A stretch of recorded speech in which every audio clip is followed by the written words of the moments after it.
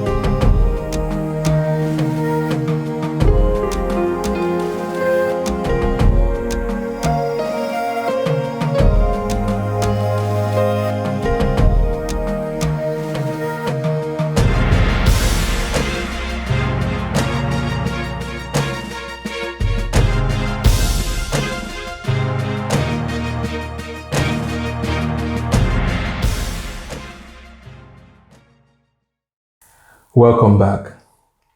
Today we have a story of Mary. Mary wrote in all the way from Kenya, Nairobi, to share her story. She wants her story to inspire others who are going through similar situations. Let's dive right in. My parents died when I was very young and my world fell apart. One of my aunts took me in, but I went through hell in her hands. I didn't have a choice but to endure since that was my only option. I didn't have anywhere else to go. I always envied other children every time I see them with their parents, especially during festive periods. I wished my parents were alive. I suffered severe depression because I had no one to talk to. I cried day and night. All my plans to further my education were only a mirage. I was subjected through all forms of abuse, both physically and verbally. Sometimes I would stay days without food. It was hell. When things got really bad, I ran away. The street became my home. I could sleep virtually anywhere the night finds me. In the midst of the chaos and troubles, I met this guy. My God, he was so charming. He treated me like a human being. I wasn't used to that kind of treatment. He made me feel accepted. I had already given up on life when he came into my life. I adored him for even making me feel worthy. We started dating and within a short period of time, boom, I became pregnant. When I told him, he was happy. At least that was what he made me believe. My due date for delivery was fast approaching, but the demands at his place of work became so high that he barely had time to take care of me and our unborn child. And he feared that he might not be around when I'm due, so he took me to his parents. For no reason, his mother just didn't like me. She only treated me well when his son is around. She complained about everything I did. Could it be that she preferred someone else for her son other than me? Was I not good enough for her son?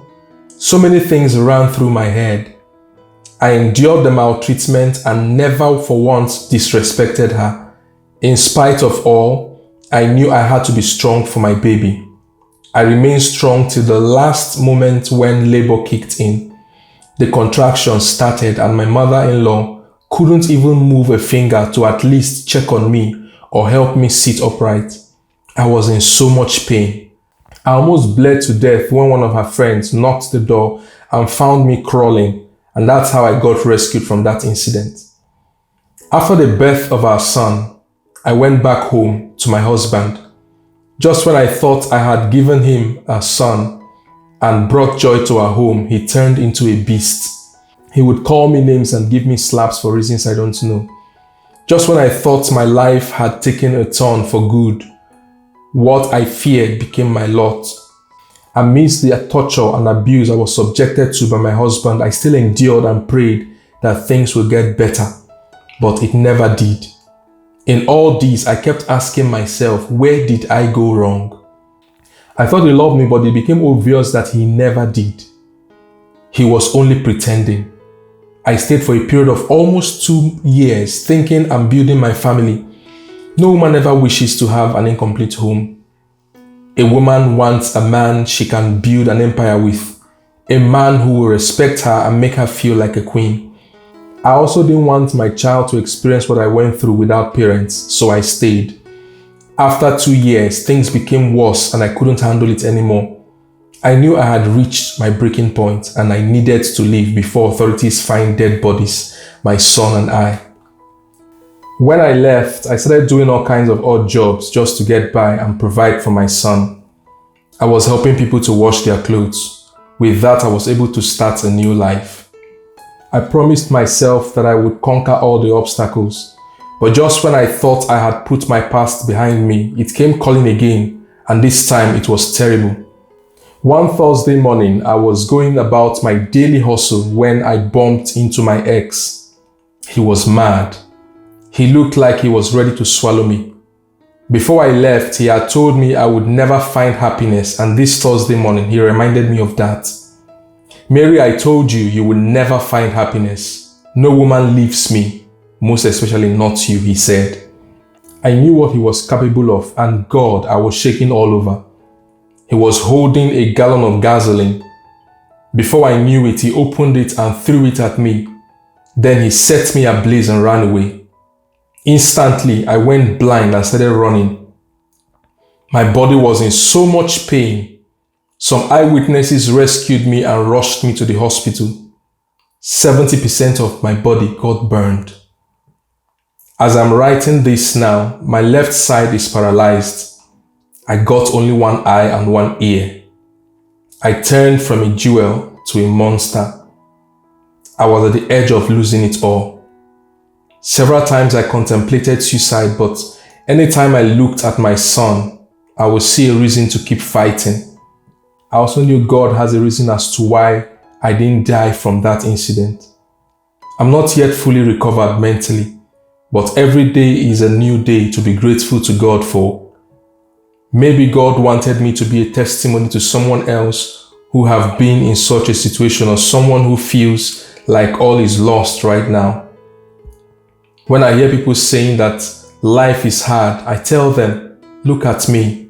I have no face, but I still manage to give a half smile with one-sided mouth. I joke about everything because I have seen so much hardship in life to be serious. God has a reason for everything. Enjoy life when you can. Live one step at a time. Don't force things. And if you are in a relationship and you start seeing red colors, run for your life. No woman is supposed to go through what I went through, and no man has the right to torture a woman. To men, if you can't offer your woman genuine love after all she's given you, please unburden her. Let her go, because there's someone out there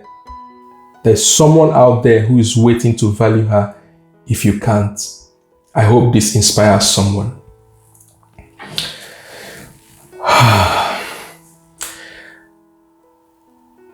I want to encourage us to pray for Mary. Mary, from her story, she said she has not fully recovered mentally. Your prayer will go a long way to help her. And if you know someone who seriously needs to see this, don't hesitate to share it with them. The more you share the stories, the more you are saving lives, because stories are powerful. If you're an abuse survivor and you want to share your story with us, feel free to write in. Our email address again is thehopebase@gmail.com. Don't forget, as long as you have breath in your nostrils, you have hope. Till I come your way again next week, my name is Oyisegot Enterbode. Have a beautiful day.